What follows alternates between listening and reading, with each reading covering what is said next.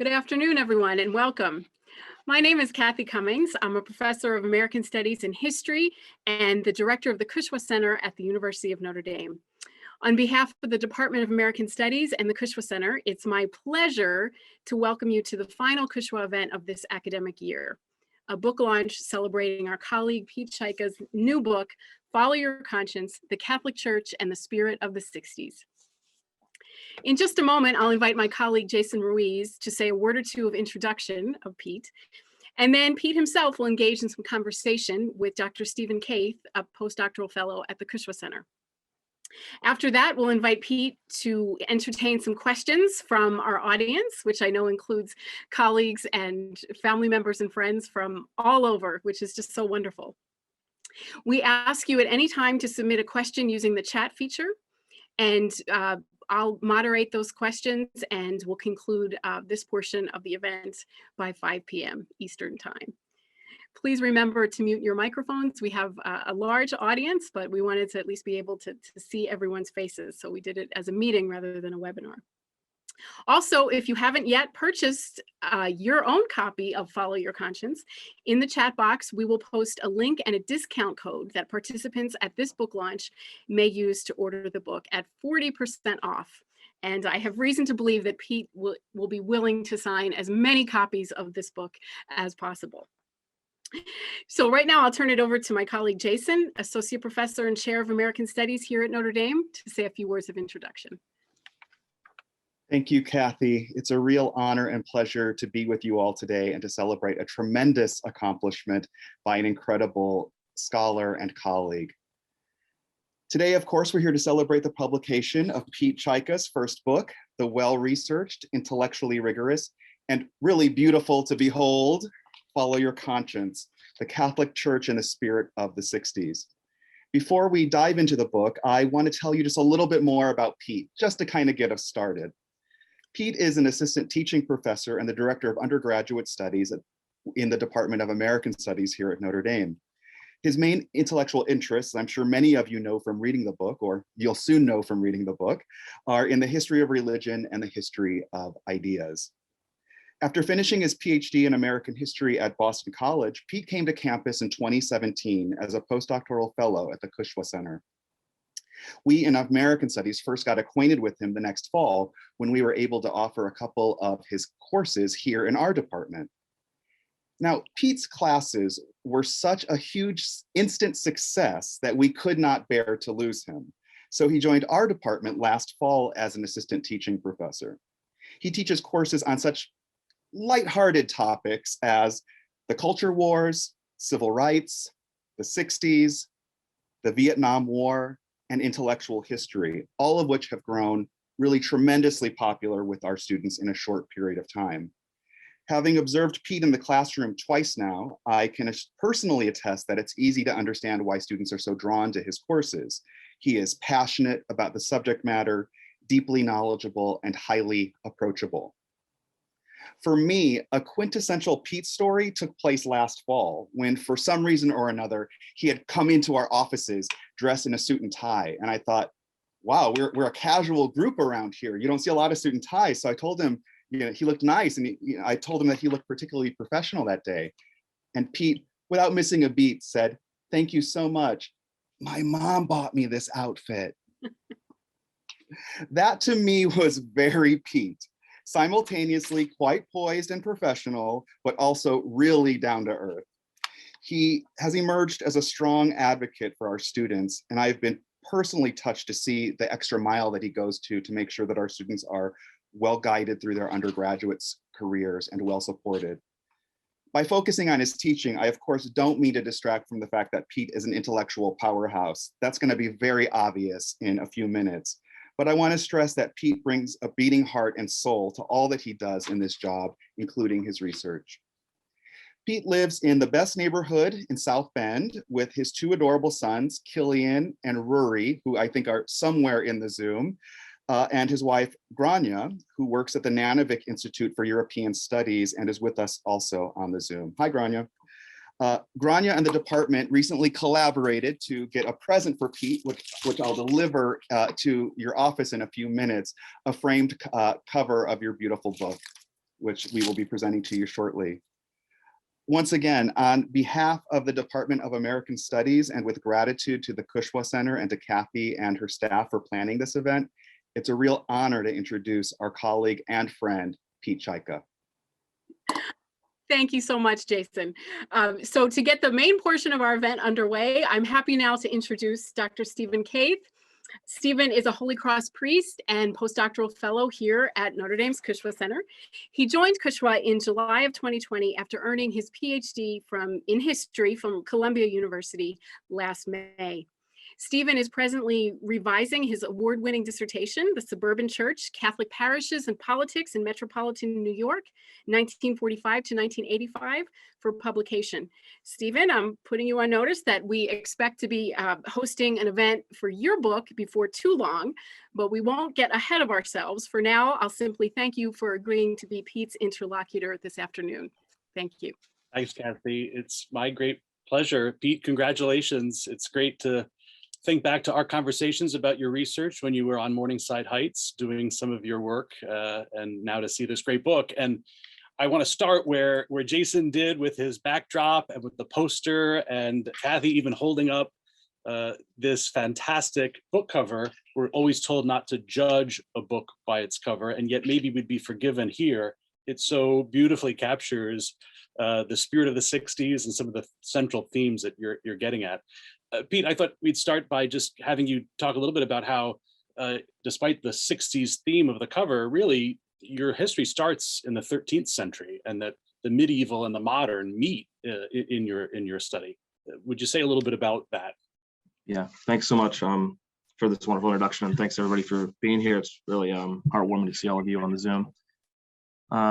It's modern. The conscience rights movement is modern in the sense that it's a response to the conditions of the 20th century, World War II, saturation bombing in particular, up to the draft of the Vietnam War, and the birth control pill, up to the politics of abortion.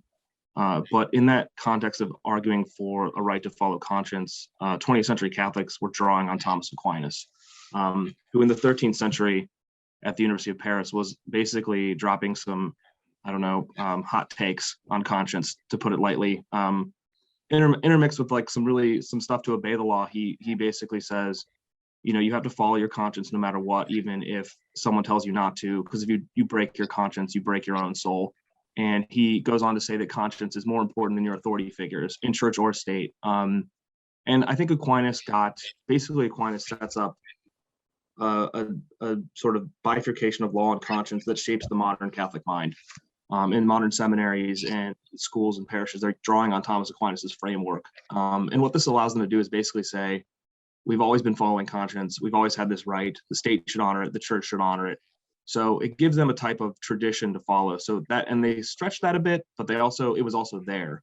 Because Aquinas has a lot of things to say. He wrote tons of books, but you can find these nuggets of like what he wrote about conscience, and so they draw upon that to formulate this modern rights movement. And the last thing I would say is that allows them also to kind of have a unique Catholic tradition of acting on conscience that's not the Protestant tradition or the secular tradition. It allows them to have a uniquely sort of Catholic individualism, which is also what they're looking for. So yeah, thank you. And it's American Catholic priests that are really pushing this, and that's, I think, one of the fascinating things that you point out. This is surprising to the American Protestant mind. They had always seen priests as agents of the church that kind of minimized the conscience freedom of lay Catholics. I mean, I have to admit here, I think, or I'll be honest about it. I didn't think this book was about priests till like a really late hour, which is kind of strange to say, but after one of the reviewers pointed out that like it was full of priestly protagonists, and I like went through the book and I'm like, this is actually right. Like, and as you pointed out in the email you sent to me, and that when that moment occurred, kind of a light bulb went off to think about this as like an opportunity in a way, because I think Catholic priests are looking at the 20th century. They have this tradition of conscience that they're taught about in the seminary, but they're looking at the 20th century and they're kind of thinking about how laws have failed as a project to get people to behave morally. That's particularly true with war, for World War II and Vietnam, but it also comes out with the debate over birth control and then abortion. And so these priests step up as these defenders of subjectivity. And that's something I tried to argue, standing at this nexus of war and sexuality, priests become these defenders of subjectivity. I think they step into the flow of American history that's deeply Protestant. We started out with Protestant dissidents, but they step into this long-running debate about American individualism and make a signature contribution. But they're really concerned with the emancipation of people to do what's moral against the law. And that's not to say that they didn't have like more conservative tendencies, because they did. And I try to unpack that in the first chapter. But when push comes to shove, it's not an accident these priests are the ones defending this idea, right? Yeah. Say a little bit more, if you would, about why is it at this moment, and why is it that it's priests who lead this? Is there any patterns that you saw about the seminaries that they were trained at, the books they were reading, that made it that it was at this moment and in this way? Are they reacting to particular aspects of seminary life or particular aspects of the parish life that they found when they were ordained and then assigned as the third associate pastor of some parish? Yeah, it's a great question. I mean, looking through Francis Cannell's papers and John Ford's papers, they're definitely teaching their seminary students about conscience frequently. You can find lectures on that. So the priests are getting taught a bunch of different lessons about this, and their mentors, their professors at seminary are saying to them, we have this thing about conscience. We always have to tell people to follow it no matter what.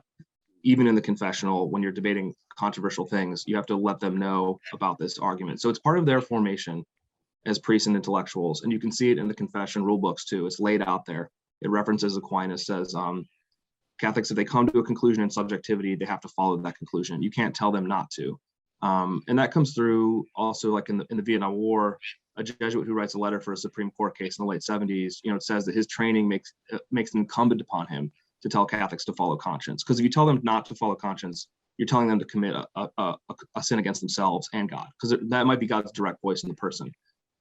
I think, and also to answer this question, I mean, I think priests were particularly important in the 20th century. There was a lot of them, as you know, running around doing their thing. But the seminary enrollments were at a high tide. They were particularly influential in the Catholic community. I think our colleague John Seitz's work on priests is going to be really important when he publishes that. And so I think also in the debate about contraception, it was younger priests who had been affected by Vatican II who were willing to kind of stand up for the laity's rights.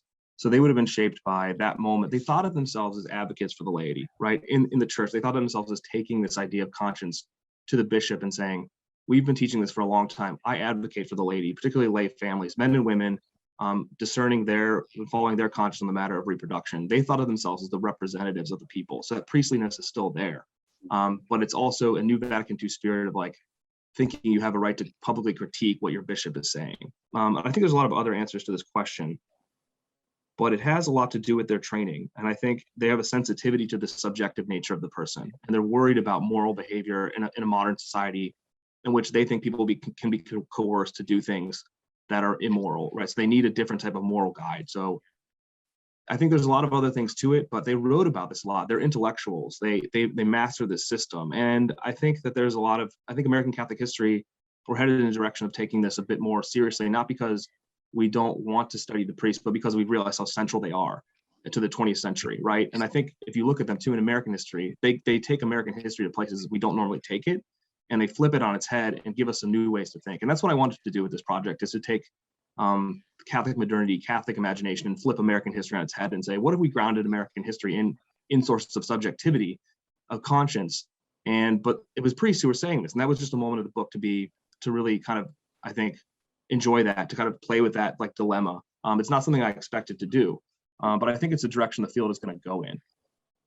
I loved the way that you, in doing so, are fleshing out something that one of my mentors, Leslie Tentler, spoke about at length in her own book on contraception and American Catholics. Yeah, I have one more question on priests. I don't want it to be entirely about priests, especially as one, but I was moved by the fact that you point out that this study takes place amidst what we now know, sadly, as a high point in the number of cases of priestly sexual abuse. And you rightly point out that priests are therefore agents of liberation in terms of conscience rights, but then also figures of sexual domination. And these two threads either of them can't be dropped. We have to have both of them. But at least on a preliminary way, do you see through this research or through your work with a very important research project at the Cushwa Center, any ways that these two threads are not just parallel, but are intersecting? Yeah, I love this question. I mean, I think it's really important. I've been mulling it over since you sent it to me. I don't know if I think we still have to do research to figure this out. So I don't know if I have even a preliminary and a sort of answer to it. But the reason why his priests might come back in historiography is because of the sex abuse crisis. They're so central to what the church is that issue is going to spark interest in how that happened. But I also think that they are complex people who are in a class. They're in a profession, and some of them are doing truly the bold work, like the Berrigans are a part of this. So I think the question for the future is like, how does this all get strung together, right? How do we look across all these connections of these different types of priests? And they come together in one figure right at the end of the book, Father Rausch, who was like a really important secretary of the bishops' conference, and then goes on to be a bishop in Phoenix.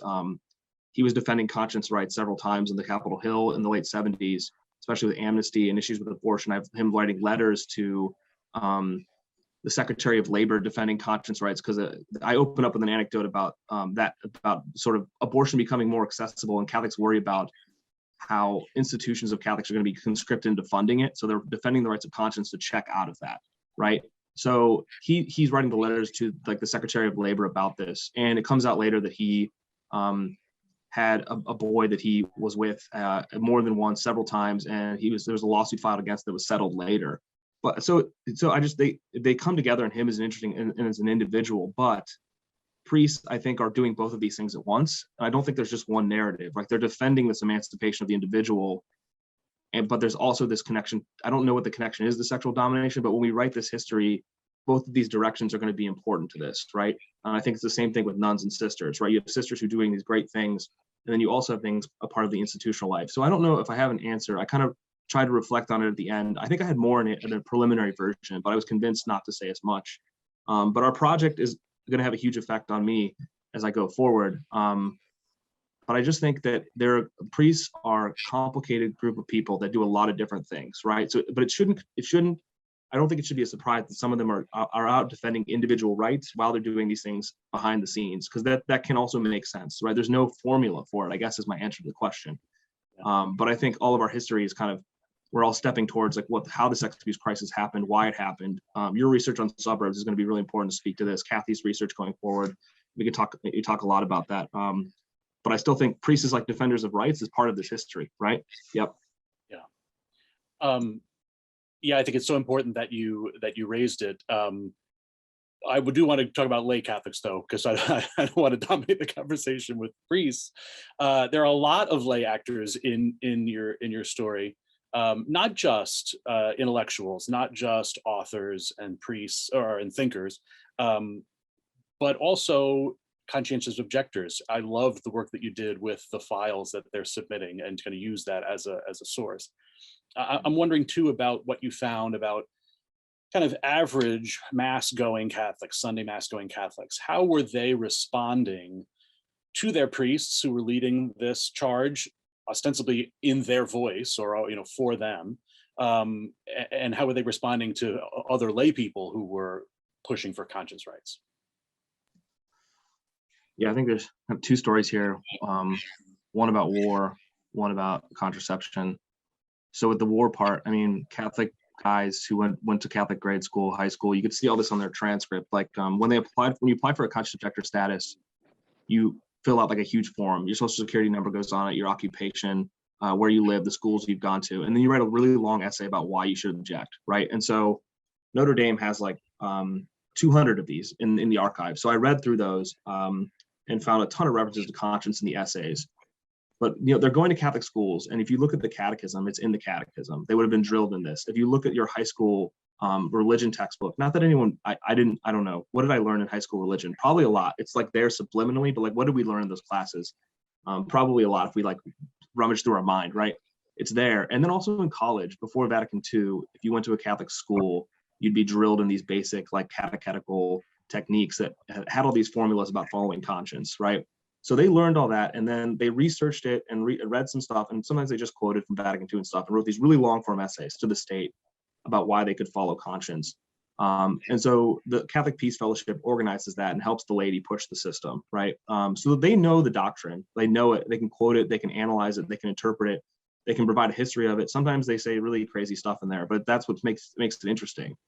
There are like 3 or 4 or 5 of them that talk about Aquinas. Like they write about Aquinas to their draft board. And this wasn't really particularly persuasive to the draft board, right? It wasn't like the best strategy, which I think tells us something that they were really committed to the idea.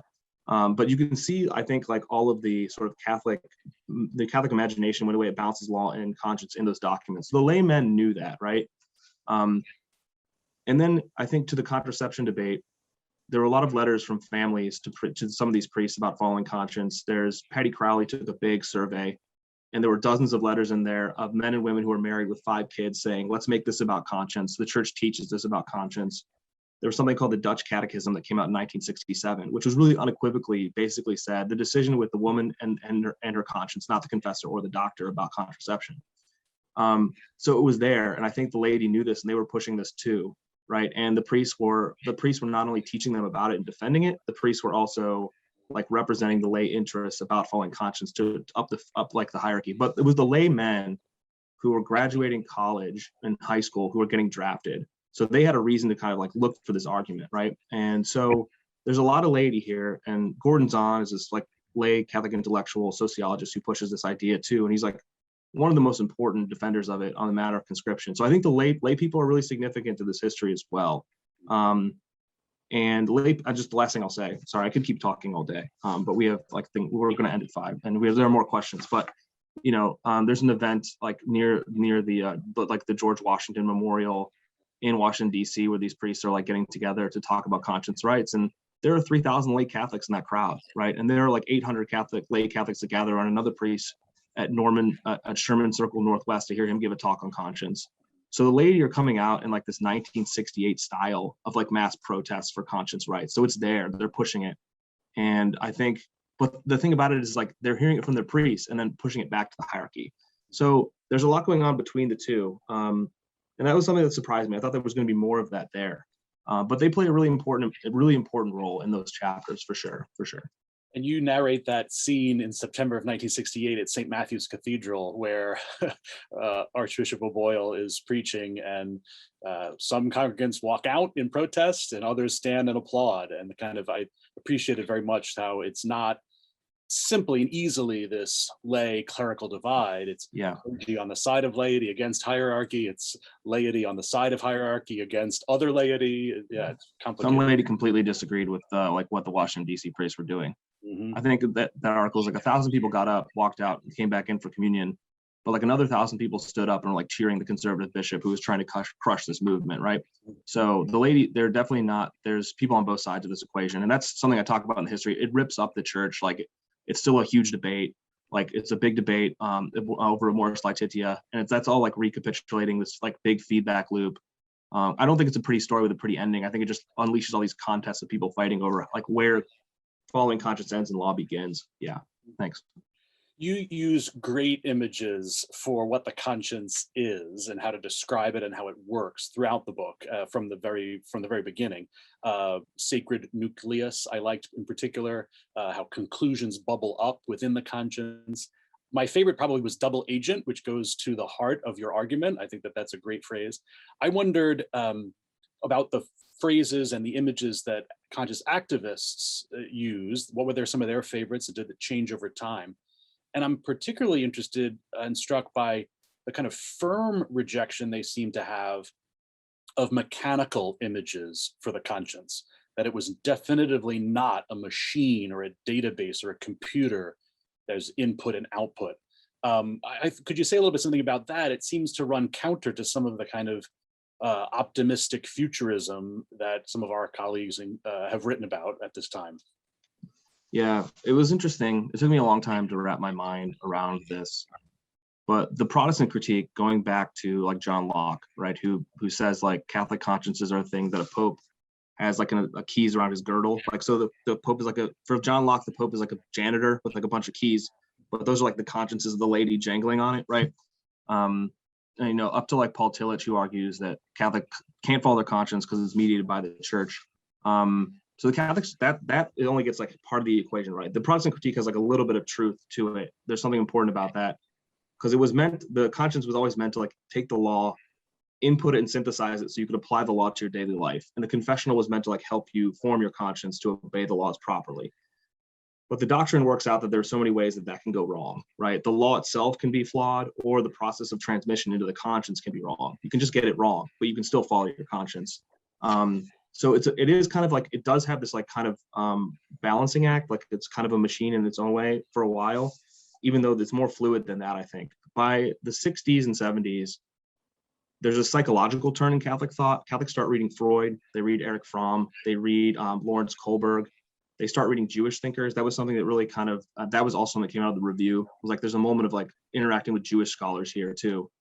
And when that happens, they start using this Freudian critique. Freud thinks of the conscience as something your local authorities put inside of you, and it will punish you it'll put pain into you if you disobey your local authority, but it'll soothe you with pleasure if you obey them, right? So it's a mechanism of control for Freud.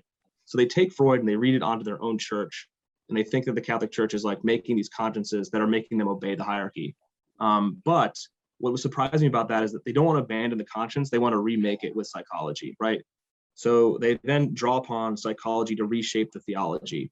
So they talk about like it being a gadget, or like a mechanism, or like a computer card that you install in someone. That's not what it should be. It doesn't make you obey the hierarchy. Instead, they use this existential personal psychological language where they talk about it as like your whole self, your whole person, the synthesis of all of your world, like you acting on God's voice. So they use these new intellectual tools to take it out of the tradition and revamp it. And that's kind of what I argue in the psychology chapter. And yeah, I use some colorful language at times because quite honestly, like this book is about a word. I can't use that word over and over again. Like I got sick of like reading it with conscience and like talking about formation. So I started inventing like other languages to like describe it, like bubble up and like sacred nucleus and inner selfdom. I don't know if those are annoying to the reader or if they're having fun, but for my own purposes, I had to like come up with some new phrases. But there's a huge metaphor change there based upon the tools of psychology, I think. But I think my argument was like it still retains what Aquinas wanted it to do, just in new ways. Yeah. It didn't annoy me at all. I really enjoyed it. I thought it worked very well, actually. You know, you raised, Pete, now the interaction with Jewish thinkers, especially around psychology, was very interesting to me. You mentioned just now too the intersection of American Protestant thought on conscience and American Catholic thought on conscience at this time, and I really appreciated this portion of the chapter 3, where you talk about Martin Luther King Jr. and a letter from a Birmingham jail. And I had known from reading it years ago as an undergraduate, his focus on Aquinas and on eternal and natural law, and that an unjust law is no law at all. But I was fascinated the way that you spoke about him as moving towards a corporate conscience idea. The conscience of the nation needs to be stirred against, Jim Crow and racism. And on the other hand, American Catholics, you say, are kind of embracing an individualism. Can you say a little bit something? It seems like, at the very least, they're converging in the middle. Protestants may be moving towards a Catholic way of thinking around conscience, and maybe Catholics moving away from what had been perceived by Protestants as this corporate conscience. Is that right? Yeah, I think there's a lot there that paragraph was, where they kind of connect by saying a law that is not line up with the natural law is no law at all, right? They would agreeing with that. And so King was saying that about segregation. Segregation is an unjust law because it doesn't connect to natural law. And lay Catholics were saying the draft law is not a law to follow because it doesn't connect to natural law either. It leads us to fighting an unjust war. But King is like very much a social thinker. So he's thinking about like an American conscience being affected by the civil rights movement. And that's just striking because Catholics don't use that metaphor. They don't think of it as like a social conscience. I mean, I'm sure you could find like liberation theologians or like the Berrigans using that language. I think they did on occasion. But for the vast majority of Catholics, this is really an individualist thing, right? In response to the law. So they're not thinking about that so much. And so that paragraph was kind of a moment to kind of juxtapose that, but to bring them in conversation with this like larger source. So everyone's kind of critiquing the law. I think that's like part of what's going on in the 60s, whether it's civil rights or whether it's Vietnam or whether it's like the birth control argument. So an Aquinas like King deliberately quotes Aquinas to like make that case, right? maybe that's Aquinas' like crowning moment of the 20th century. Probably is. It's probably not even any what Catholics wrote about it. It's actually what King said. I'm not even sure if Aquinas needs a crowning moment or anything, but that's, for someone who's like a Catholic scholar, there's our guy, Thomas doing his thing. But the interactions with Protestants really surprised me. I found a couple Protestants like talking about conscience a lot in the 60s and 70s, and I went to their archives. One was at the Union Seminary, New York City, and one was also in Texas. And what I found was that actually the Protestants, David Hollinger's great book on like liberal Protestantism, they become very critical of the idea that they can just hear conscience as God's voice, right? Which they had always been arguing back to like Anne Hutchinson and back to the like 18th and 17th century.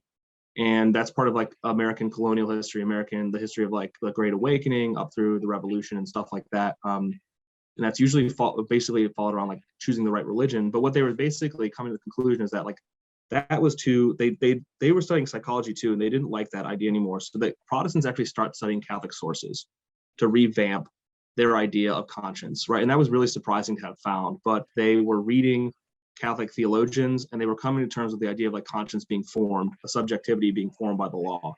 And they also start like they start dialoguing with conscience and with Catholics. And one of them, Roger Shin, who replaced Reinhold Niebuhr at Union Seminary, he has this radio address in his archives where he basically says like we should listen to this Swiss Jesuit like named Piet Franzen or something. He's a 20th century Jesuit, and like he quoted the Jesuit on conscience. And then the other guy that I studied was in conversation with Robert Springer, who is the guy who wrote that psychology book, who's also a Jesuit. He was drawing on Robert Springer's ideas to formulate his own. So here's Protestants studying Jesuits in the 20th century, which would make no sense for most of American history because they called the Jesuits crushers of conscience. I think that was really like the moment it came of age. And I write about that briefly in the last chapter because I want the reader to kind of walk out with that, right? One of the main roadblocks that blocked Catholic subjectivity from ever mattering was this Protestant critique. And that kind of goes away in the 60s and 70s, but it was there for like 300 years of American history. So I think the relationship with Protestants is really interesting, and it kind of caught me off guard when I found that in the archives. Yeah. Another piece of that I was thinking about and wondering about is at the same time, pretty much, just a little bit earlier maybe, John Courtney Murray and American Catholics are internally debating how to understand the separation of church and state and the freedom of religion. Did you come across, are these activist priests, for example, are they reading Murray? Are they responding to it? Is this part of what's going on from the Catholic side or from the Protestant side, that Protestants are more open to these Jesuit theologians because of the way that American Catholicism has been evolving? Yeah, I think that's definitely part of the story. I mean, Shin was at several conferences with Murray in the mid 60s, and so is the other guy that studied C.L.S. Nelson, and Murray's doing that whole circuit, and they would have read like the Declaration of Religious Freedom that he helped to write for Vatican II. And Jesuits play a huge role in this. They're always at the front lines of like arguing for conscience rights, and that's really significant. It's interesting. I think Murray was influential, but really this doctrine is just so axiomatic. It's just in the most basic sources. And Murray was basically just recapitulating some of the classic doctrine, but applying it in new ways to the Declaration of Freedom, religious freedom. And I think that was part of the story that was like kind of filtering out there. But I also want to say, like, it's a good question, and I think that Murray, I thought he would matter a lot more when I wrote this book. And actually I had a long sort of diagnosis of the thing he wrote about selective contraception in the 60s, which ended up getting dropped out of this. But he's on Capitol Hill in 1966, voting in favor of selective contraception. The other person who does that is a guy named Kingston Brewster, which is a great name, who is the president of Yale. And they lose that vote 18-2, right? And Murray then gives a commencement address justifying his decision, as saying that the community can never crush the conscience of the individual. The individual has to follow that conscience. But Murray was just repeating what people have been saying for years, but he put that into like the religious freedom doctrine there. And so I thought he would matter a lot more to the story, but really like his fellow Jesuits were like taking that argument in multiple directions. Yeah. Yeah, I guess I thought the same thing, but I think you convinced me in a certain sense that what mattered more was not so much John Courtney Murray, but probably Jesuits teaching theology in Jesuit high schools all over the country, and then these conscientious objectors are writing these lessons into their petitions. And I think that, I was kind of struck by that myself. Yeah, John Ford, I think, was actually more influential in this regard. even though he's a contradictory figure because he defends the right to follow conscience on war, but says not to follow it on the matter of birth control. It's not contradictory. We'll get to that question a little bit later, but he was by far and away the most, I mean, maybe it's because I worked in his papers extensively, but he was really influential because he wrote a 1944 article about saturation bombing, condemning it, saying the individual bombardier has to follow conscience and not drop bombs on civilians, right? And he also writes this letter at one point in an article about how like Catholic doctors have to follow their conscience and not obey the Army's red light district policy. The Army had been putting prostitutes who got a clean bill of health into like zones where like the troops could have sex with them basically and not get venereal diseases. And so Ford's writing this letter saying like we have to back up the Catholic doctors who want to object in conscience to this, right? And those are actually the moments like, and Lord argues that, Daniel Lord argues that at one point. And I was just like, there were so many Jesuits all over the place with this. And I thought Murray would matter more, but Murray's kind of leading the charge in he had an incredible way of like taking this doctrine and applying it to politics. Like he's an incredible writer. That's where he stood, but he stood on like this, like there's a whole army of Jesuits behind him pushing this argument. Yeah. I love that you just said whole army of Jesuits, because my next question was actually,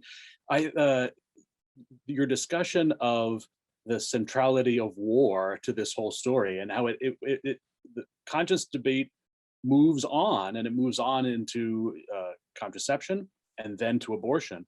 But it begins in this wake of the Second World War and the saturation bombing, the wake of, and in the midst of Vietnam.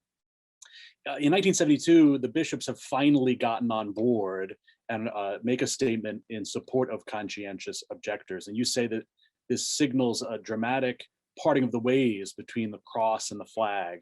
That was a great phrase.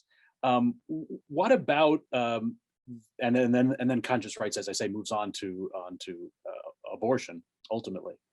What about the relationship between conscience, the bishops, and war in the meanwhile? And in particular, one of the thoughts I had was our Cushwa Center director, Kathy Cummings, has written about the making of saints. You write about the making of saints, Thomas More and John Fisher being made saints in the 1930s as examples of conscience objectors. What about the fact that two of the Americans considered for sainthood right now were chaplains, priests who were in and killed in Korea and in Vietnam? It's a great question. And Kathy, maybe you want to step in just for a second here to say something about this in one second, if you feel so inclined. But I think the draft collapses in 1973, kind of at the same moment that the bishops finally come around to defending conscience rights. In 1972, after being petitioned by lay people and priests and theologians for the entire run of the war, right? And Cushing gives Zahn a lot of reasons why he can't do this, right? They're defending chaplains. They have a lot of lay people who still support the military.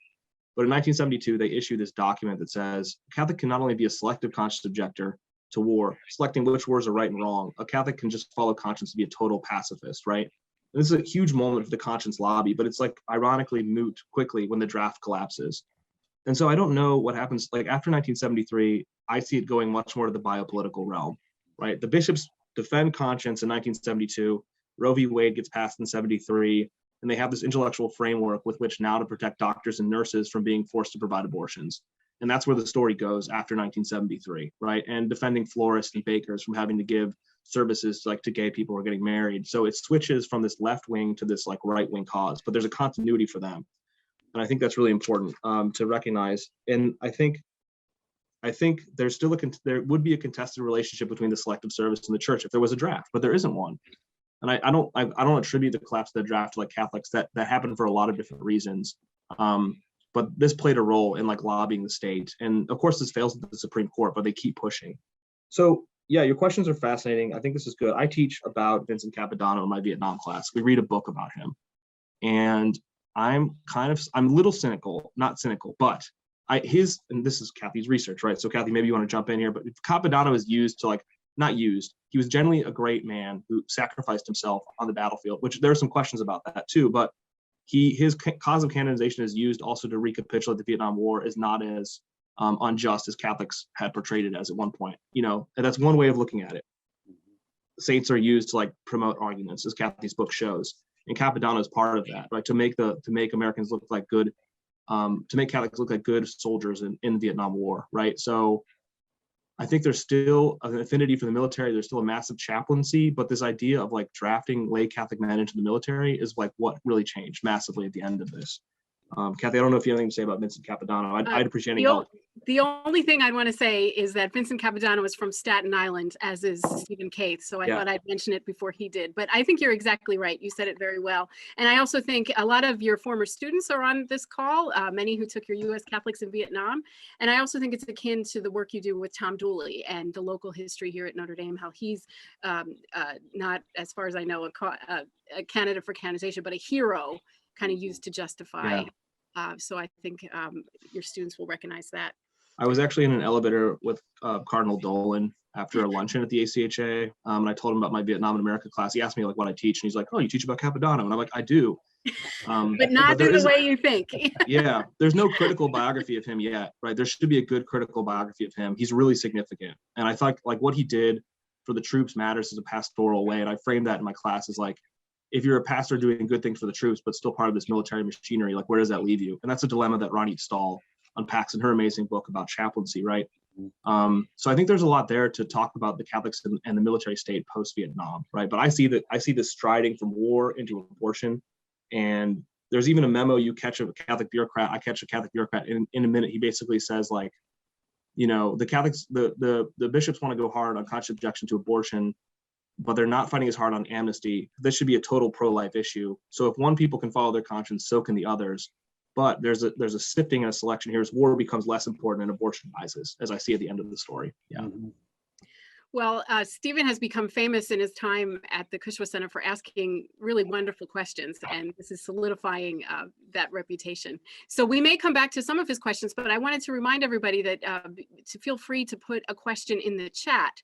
And if I may, I'll take this opportunity to pose a question from Patrick Hayes, joining us from Philadelphia. Patrick wonders, was there anyone writing about the internal forum in the 19th century, even among moralists? There's a greater commitment to explore this area of moral thought post-World War II. Why is that? I think your book does great work in tracing out the history of this notion, particularly in the United States. Yeah, great question. Good Patrick Hayes question. Really appreciate it. I think I looked through the 19th century as much as I could. I didn't find as much as I probably could have if I did more archival digging on the internal forum, which the internal forum is a place where like you can basically talk about what's on your conscience without being punished politically or ecclesiastically, right? So you can basically tell people what you did. It's kind of like a confession, but it's not a confession. There's a bit of a wiggle room in there. And I think there's probably more to the 19th century. I think like they're always talking about conscience and always theorizing it. So you could find sources on that. I could have done more work there. But in the 20th century, it becomes important too around confession and around, I think, like what's happening at the seminaries with Francis Cannell and John Ford and even James Martin Gillis talking about this idea a lot with their students, right? So, yeah. I just want to say you can always do more. We all feel that way after finishing a book. So you've done quite a lot. So there's no need to feel guilty about not doing more for the 19th century, but it's a great question. Stephen, why don't we go back to you while we wait and see if other people have a question in the chat? Absolutely. Pete, we already talked a little bit about Cardinal O'Boyle and the kind of reaction to his pressing against conscious rights and in defense of the church's teaching about vitae.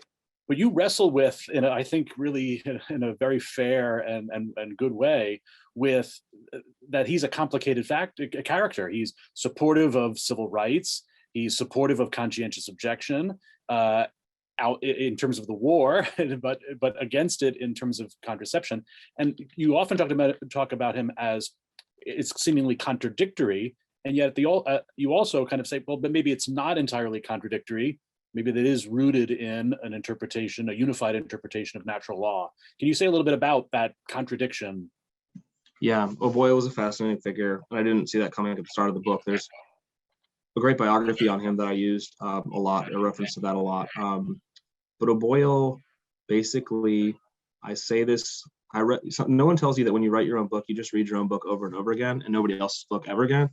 I realized like I wrote a line at one point about how O'Boyle wanted his cake, but he would have to eat it too. And that's kind of that, I'll cycle back from that concept. He's for civil rights. He's for conscious objection to war on occasion. He even defends the right of Protestants and secular Americans to follow conscience in the matter of birth control in 1965. So he's defending conscience in all sorts of ways, but O'Boyle's the guy who basically suspends like 40 priests for their defense of conscience in the matter of birth control. And you're right, there's no contradiction here. The doctrine does not contradict itself. My method, I think a theologian would completely disagree with what I've done with parts of this, but that's okay. Because what I'm doing is the history of ideas.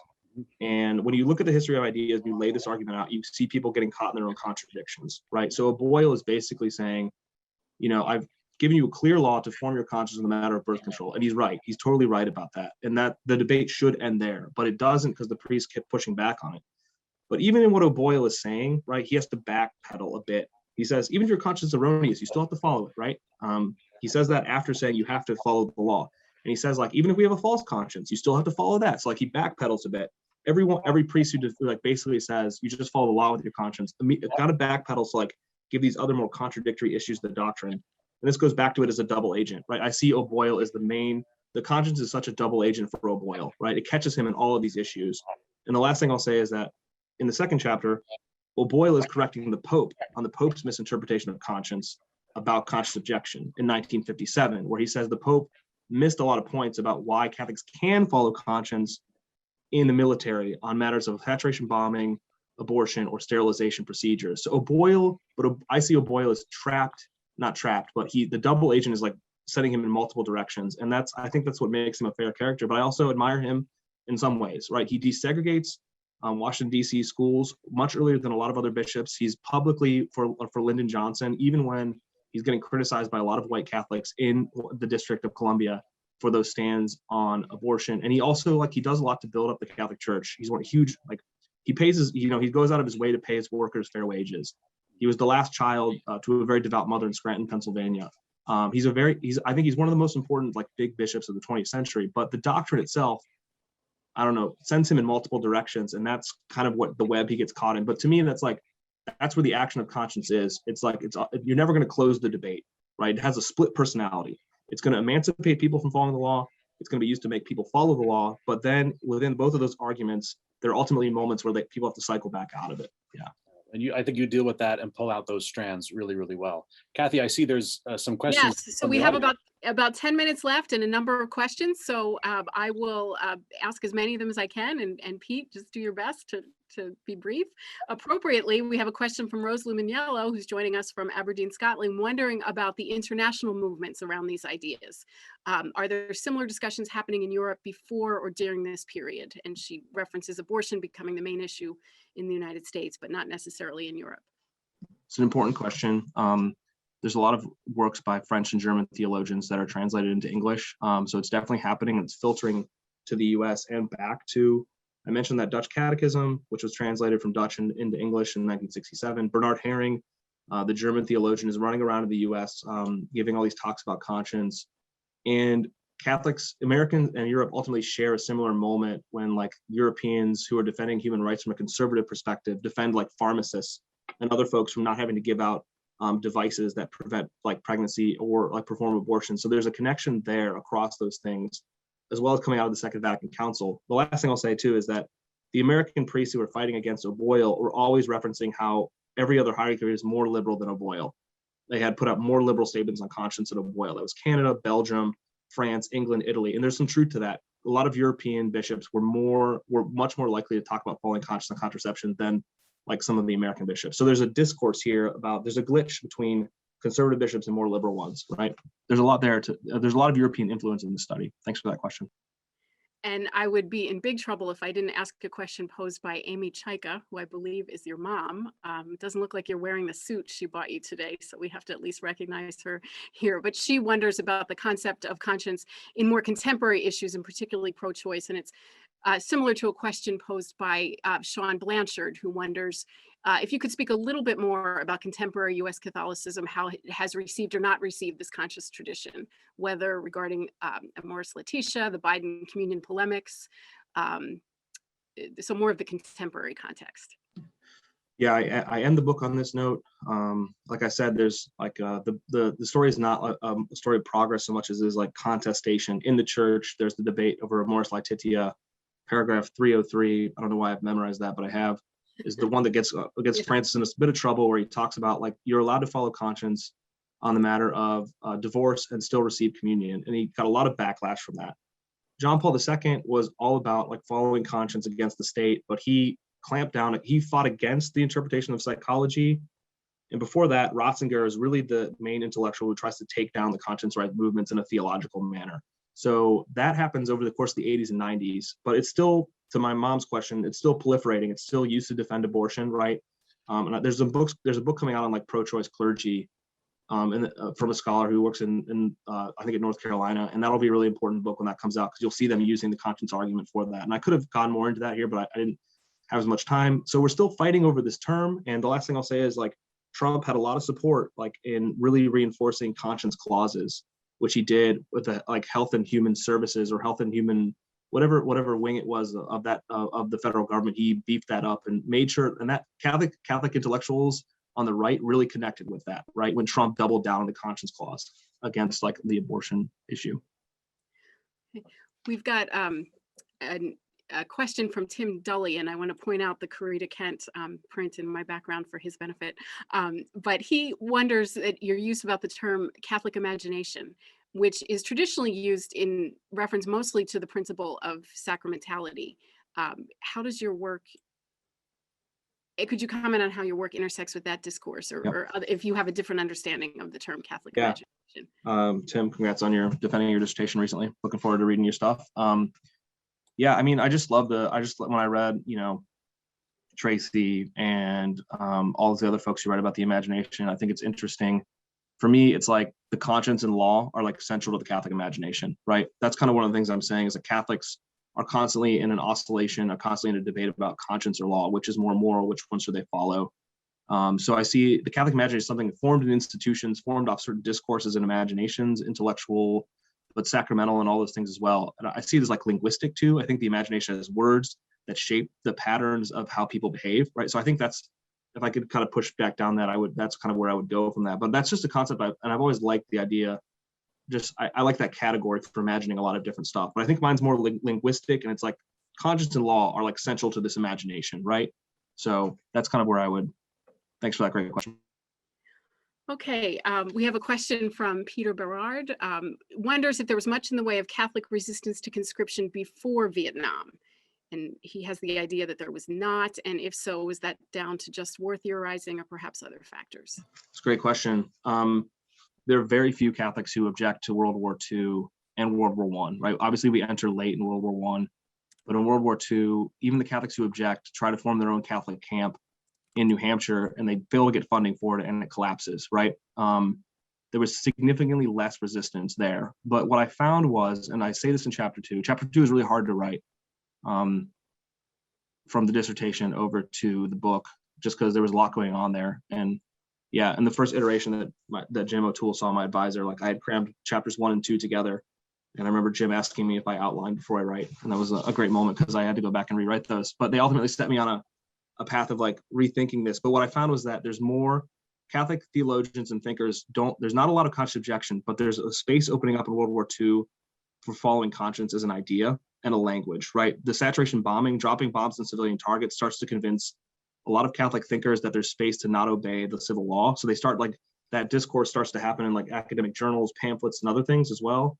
The intersection of sex in the military, like distributing condoms, was an issue that like made more theologians convinced that Catholics should follow conscience, right? So a space opens up in World War II. It's so devastating and violent, and the conscription is so problematic that an intellectual framework is laid, even if there's not a lot of actual physical conscious objectors, right? And Gordon Zahn, the guy I mentioned in chapter 6, who really pushes this argument, was successfully a conscious objector in the Milwaukee area during World War II. So he thinks about this issue over the entire post-war period. But by the time you get to the 60s, World War II and Nazism in Germany and conscription and destruction and mass bombing and the proliferating technologies are like something that clears the space for more conscience rights in Vietnam, right? So without like the World War II 1930s moment, because it was also pushed back against totalitarianism, Vietnam wouldn't have as much legitimacy for conscience following. So I hope that makes sense. Like World War II didn't have a lot of objectors, but it opened up a space conceptually and intellectually. And thanks for asking this question, Peter. It just reminded me, like the first time I presented on this chapter was with you in Toronto. That was a good conference, really fun. So thanks for that question, man.